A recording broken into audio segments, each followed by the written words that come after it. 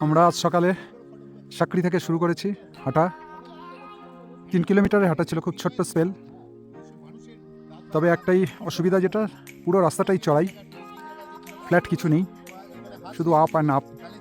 যাই হোক, আমরা সবাই একসাথেই 2 ঘন্টায় পুরো রাস্তাটা কমপ্লিট করেছি। পোসলা জায়গাটা পাহাড়ের ওপরে, ছোট্ট জায়গা, এখানে বেশ কিছু টেন্ট আছে, সুন্দর জায়গা। এখানে টেম্পারেচার মাইনাসে নেমে যাবে রাত্রিবেলা, তার প্রমাণ। বরফ পড়ে আছে চারিদিকে, অসাধারণ প্রকৃতি। মেঘ করে আছে, একটু একটু আগেই স্নোফল হচ্ছিল, এখন বন্ধ হয়ে গেছে।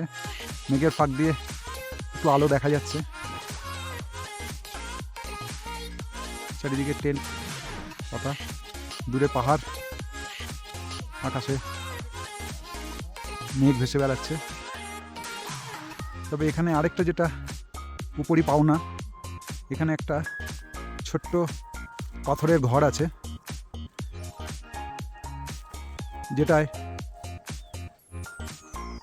ভেড়া চড়ায় যারা, তারা এসে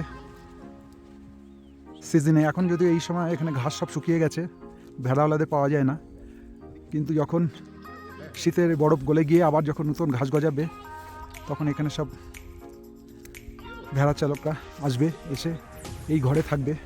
আমরা এদেরকে বলে এই ঘরেই থাকার একটা অন্য রকমের অভিজ্ঞতার জন্য, যদিও ঘরের হাইট খুব কম, আমরা আজকে রাতটা এই ঘরে কাটাবো, তাঁবুতে না কাটিয়ে।